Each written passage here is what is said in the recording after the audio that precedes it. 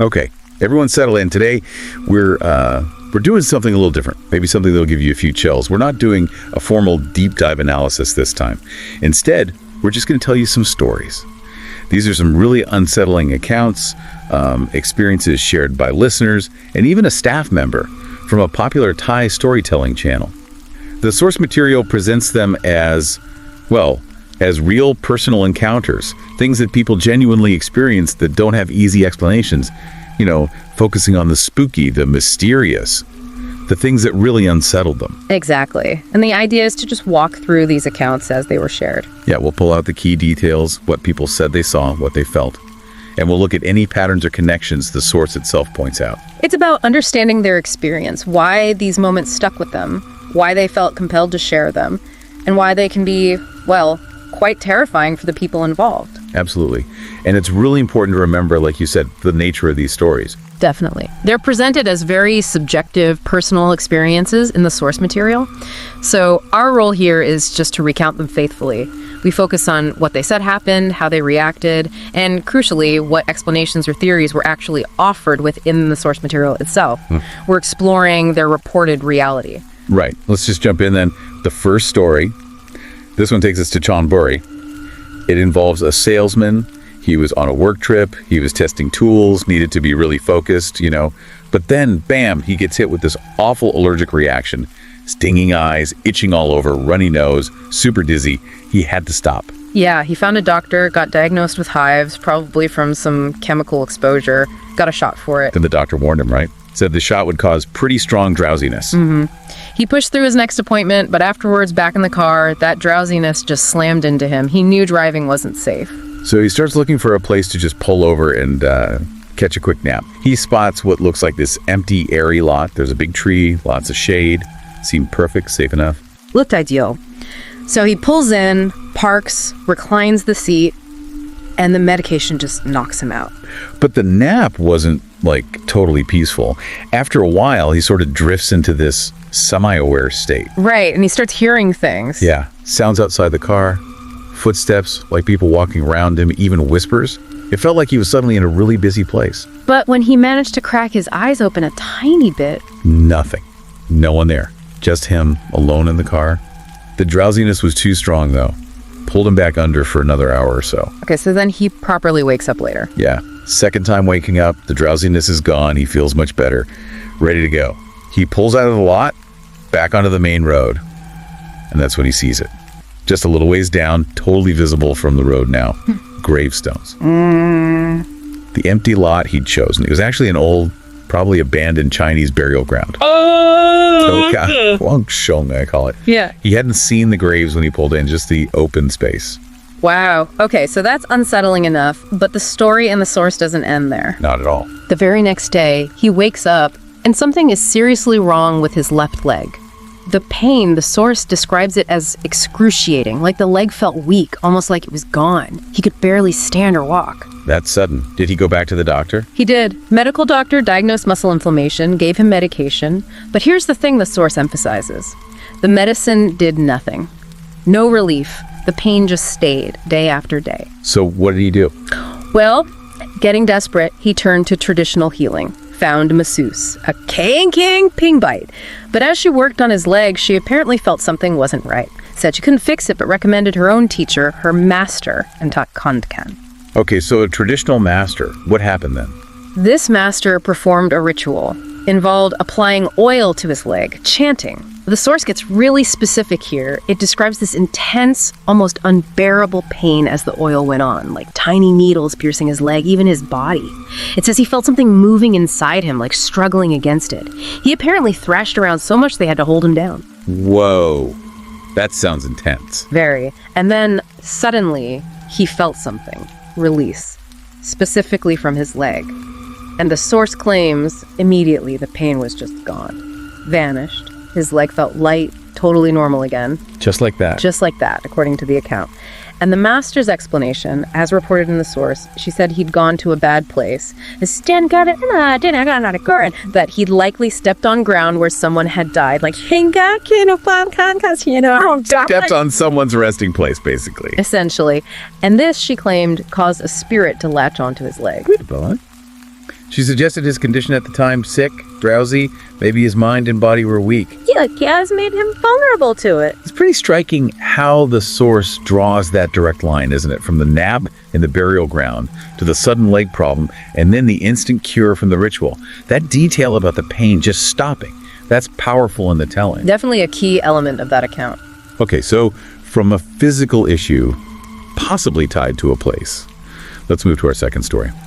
This one's about how a really common, everyday action might have accidentally invited something unwanted inside. It's about a couple.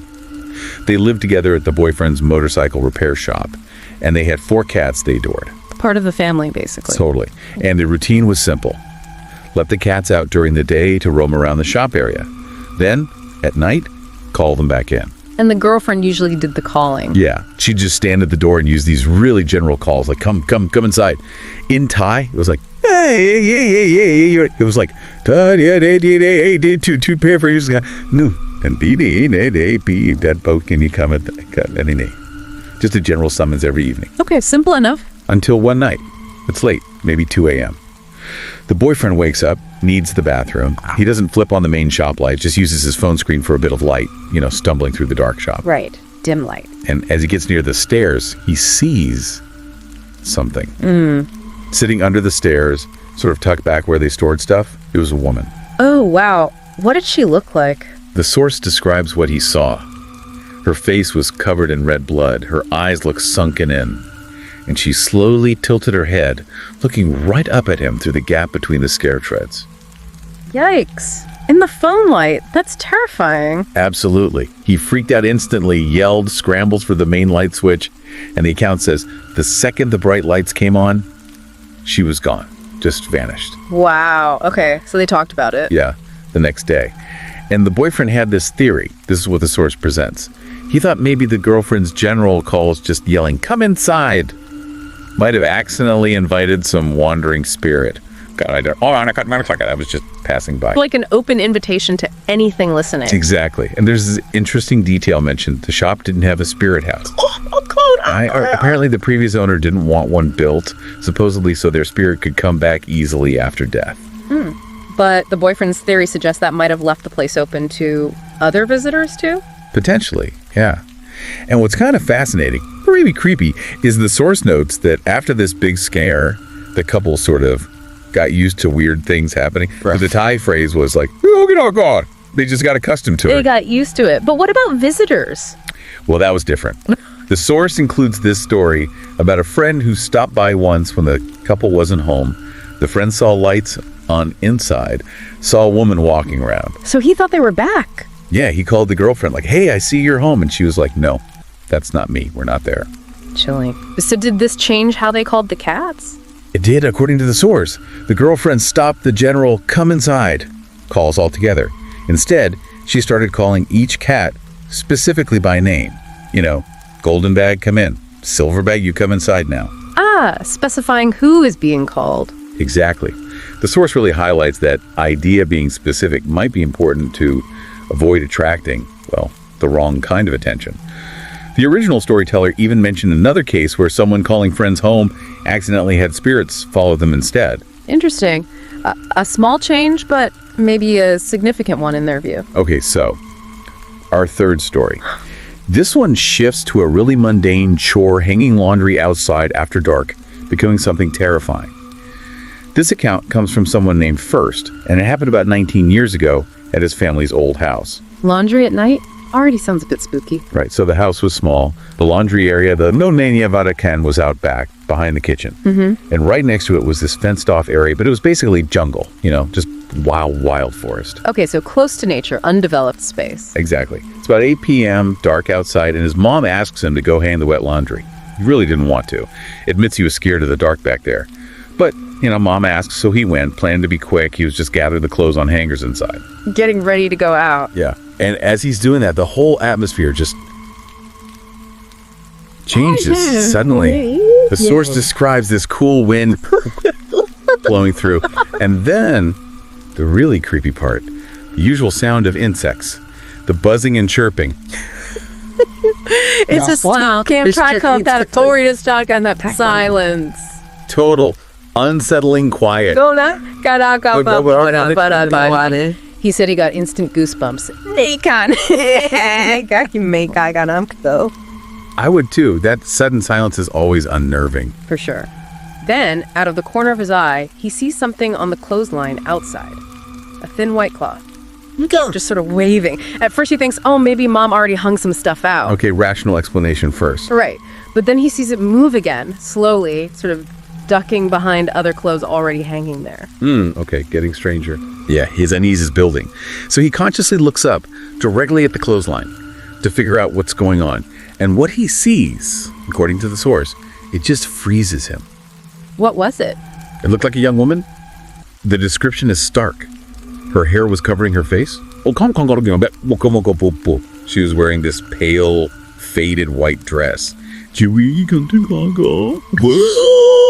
And she wasn't standing on the ground. She seemed to be floating just slightly.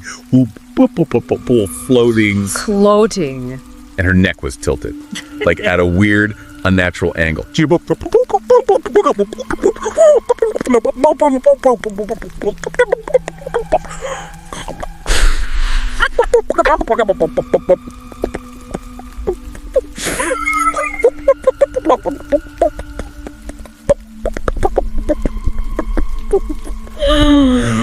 Yeah. Oh, yeah. So the source for Fajan Figo.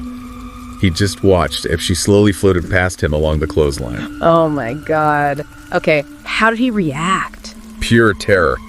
The source says his legs. Kapatoon bapatoon, you haven't too. He's just like his lead, okay, kapagarla. Frozen solid for a moment. Then the paralysis breaks and he just cries out for his mom. She comes running, holds him, comforts him. Wow. Yeah.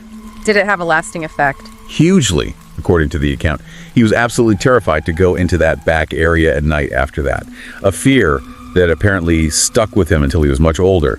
The source explicitly calls it his first time seeing a spirit. His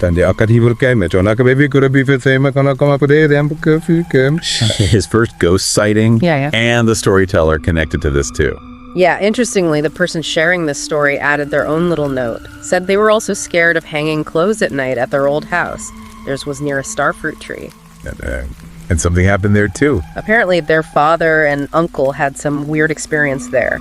The uncle specifically saw an old man just sitting under that tree right where they'd put a stone table.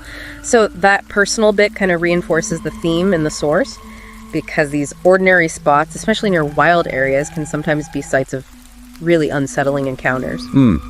Makes you look at your backyard differently, doesn't it? Okay, so from a quiet backyard to a dark, lonely road. Story number 4 is genuinely chilling. It's about being chased. This happened to someone named Tim and his girlfriend. They were on a motorcycle. Riding at night? Yeah, around 7 p.m. back in 2020. They were heading home to Chiang Mai City. And the source pinpoints the location. A specific stretch of road between Chiang Dao and Mai Tang districts, noted for being particularly dark, empty, and near an elephant camp. Okay, so remote, little light, not much traffic, prime spooky setting. Exactly. They already started feeling kind of uneasy on that stretch. Then they both smelled it. This incredibly strong, foul stench, described as like a rank fishy smell. The smell of rotting carcasses. Both of them smelled it. Both of them. His girlfriend apparently reacted immediately, moved closer, held on tighter. So they both knew it was real. Their first thought was, okay, maybe just a dead animal on the side of the road. Logical first thought. But the smell didn't fade as they drove past where they thought it was. It actually got stronger. And Tim just instinctively glanced in his side mirror. Oh. And he saw them. Multiple pairs of glowing red eyes. 4 or 5 sets, just following them in the dark. Oh no, okay, that's not an animal carcass. Definitely not. Their reaction was instant panic, speed up, trying to figure out what on earth is keeping pace with their motorcycle in the pitch black. Did he look back properly? He couldn't stop himself. Terror, confusion. He deliberately looked back over his shoulder. And the description the source gives of what he saw. It's nightmare fuel. Okay, lay it on me.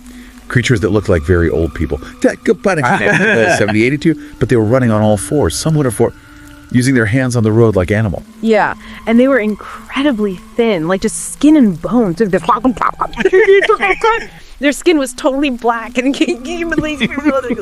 their eyes were that same piercing red.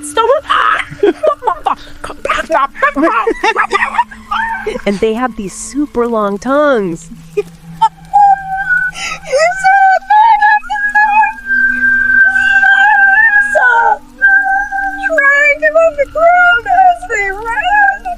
Tongues dragging on the ground, running on all fours. Oh my god, how many? He said about 5 or 6 of them, just chasing them. I can't even imagine. How did they cope? He was terrified. Imagine just trying to keep control of the bike. His girlfriend, even though she must have been terrified too, apparently helped keep him focused. The source says she'd sort of gently slap him sometimes to keep his wits about him. Wow, teamwork and terror. Pretty much. He kept checking the mirror. The creatures were unbelievably fast, keeping pace at first. But as he pushed the bike harder and harder, they started to fall behind, gradually. Thank God. Did they get away? They were trying everything. Praying, thinking of family, just flooring it. But he said the road felt like it went on forever. Like they weren't getting anywhere. Just trying to hold it together, reciting prayers, any protective chants they could think of. That feeling of the road stretching out, that's common in these kinds of stories. It is. But eventually, after what felt like an age, the horrible smell started to fade. He checked the mirror again, and they were gone. Phew. Any idea what they were? Did the source say? That's the thing. The source notes their own uncertainty. They said it wasn't quite like seeing a ghost. Yeah, but it didn't seem exactly like a monster either. I got the creep.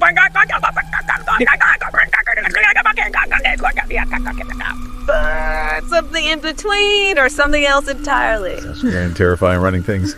Pretty much. And the source specifically calls out that road section near the elephant camp between Qingdao and Meiteng as the location, almost implying it's a known spot for weirdness, yeah, though it doesn't elaborate why. Okay, I need a deep breath after that one. Absolutely chilling.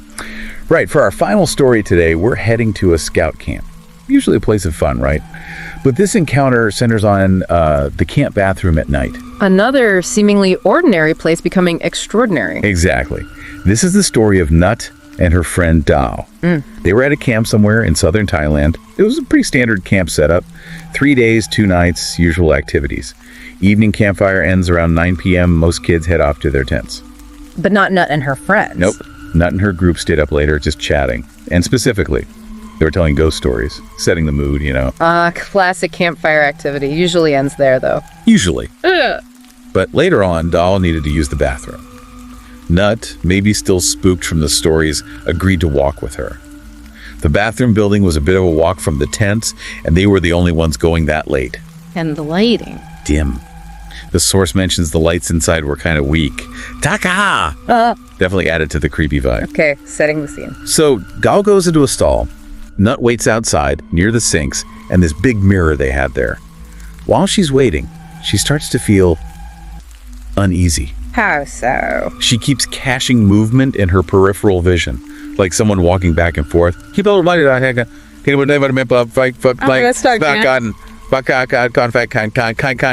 every time she looks directly, nothing's there. The peripheral vision trick.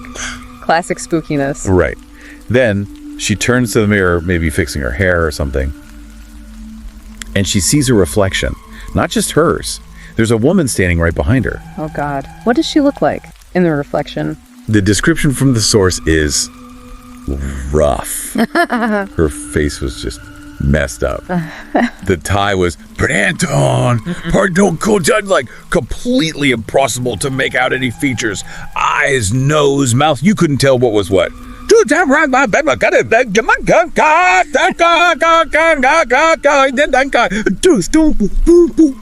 Oh, wow. Okay. Nuts reaction. Pure, unadulterated shock. She froze, couldn't scream, couldn't make a sound. God, her only instinct was to squeeze her eyes shut tight and just run. She ran. Bolted. Ran as fast as she could, straight back to her tent. It wasn't until she collapsed inside thinking she was safe that the shock wore off enough for the awful realization to hit her. What? She'd left Dao. Alone. Back at the bathroom. Oh, no. Did she go back? She couldn't. She was absolutely petrified. Too scared to go back alone, she just waited, hoping Dao would come back to the tent, but a long time passed and Dao didn't return. So what happened? Finally, Net couldn't wait any longer. She woke up one of the teachers. They went back to the bathroom building together. No Dao. Okay, now it's serious. Very serious. This kicked off a huge search. All the teachers involved, scouring the entire camp area. Took about an hour, searching everywhere. Did they find her? They did, but how they found her is significant in the account. One teacher apparently resorted to lighting incense and asking the local spirits, the guardians of the place, for help. Asking them to show the way to Dewo. Asking the spirits for help. And shortly after that, Dao was found. She was unconscious, face down, in this really messy, overgrown area behind the bathroom building, an area they then realized was another old Chinese burial ground. Hidden by the overgrowth. Another burial ground. Wow. Was Dao okay? What did she say happened? Once they revived her and she could talk, the source includes her side of the story. She said after she came out of the stall, Nut wasn't there. So she waited by the sinks for a bit. Okay. Then she heard a woman crying. The sound seemed to be coming from the woods behind the bathroom. Dao thought maybe it was Nut playing a prank, trying to scare her. Nah, she went to investigate. Yeah. She went towards the sound and saw a woman sitting down with her back to her. The woman was wearing normal-looking clothes. Dao walked up and asked, are you okay? And the woman turned around. The woman turned around, and Dao saw the face. Same description as Nut's reflection, covered in blood. Totally messed up. Gao knew instantly it wasn't human, wasn't normal. Her reaction. Overwhelming shock again. The source says she peed her pants again right there and then just fainted, passed out cold. But the very last thing she saw before blacking out, the woman's ruined face breaking into this wide, horrible smile. I'm sorry. Oh, that's horrifying. The smile. Just awful. Did they confirm about the burial ground? They did.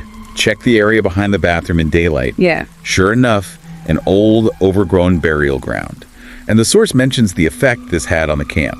Teachers tried to keep it quiet, but you know how these things go. Story spread like wildfire, I bet. Exactly. And after that night, no one dared go to that bathroom alone, not even in pairs.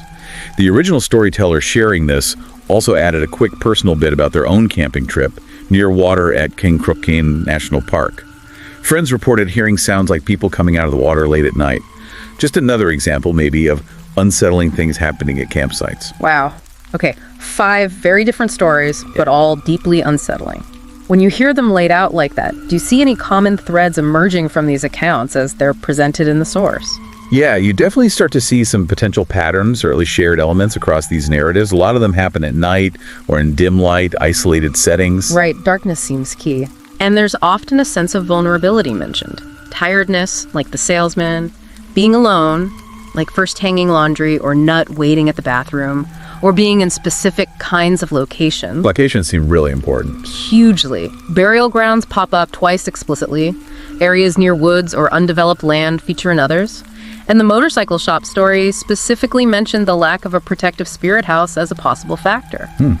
And the experiences themselves? They often involve sudden, terrifying appearances, figures, faces, eyes, or unexplained physical sensations like the seisman's leg pain or that sudden chill and silence first felt, and often a strong feeling of being watched, or in Tim's case, actively pursued.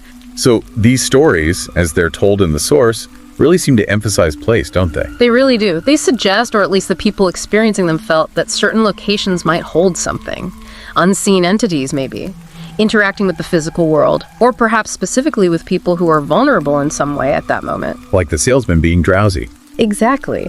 The source implies that seeming like small things where you stop to nap, how you call out to your pets, could potentially trigger an encounter.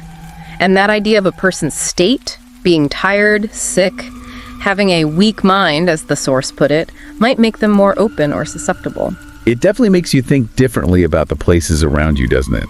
How do these kinds of stories resonate with you, listening right now? Have you ever been somewhere and just felt off? An unexplained unease, a weird vibe you couldn't quite place, even if nothing obviously happened? Yeah, do you ever get that feeling that some places, maybe old places or places right on the edge of the woods, just have a certain energy, something you sense more than see? It's a common feeling, I think, even if we usually brush it off. So here's a final thought, drawing from these stories we've shared.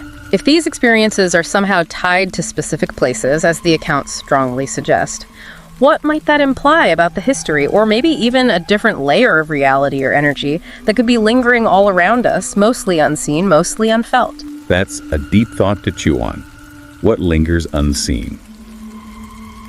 Okay, that wraps up our story session for today, sharing this collection of really unsettling accounts from the source material. We hope you found them. Now, intriguing, maybe a bit spine-tingling. Hopefully not too spine-tingling before bed. Maybe. Yeah. If you enjoyed hearing these stories, exploring the uncanny with us, we'd really appreciate it if you could hit the like button. Maybe share this with someone else you think would find it interesting. And please do consider subscribing to Ianit Hordak Tatch. That's the channel for more unsettling tales and explorations like these. Thanks so much for joining us on this little journey into the unexplained. Goodbye for now. Bye, everyone.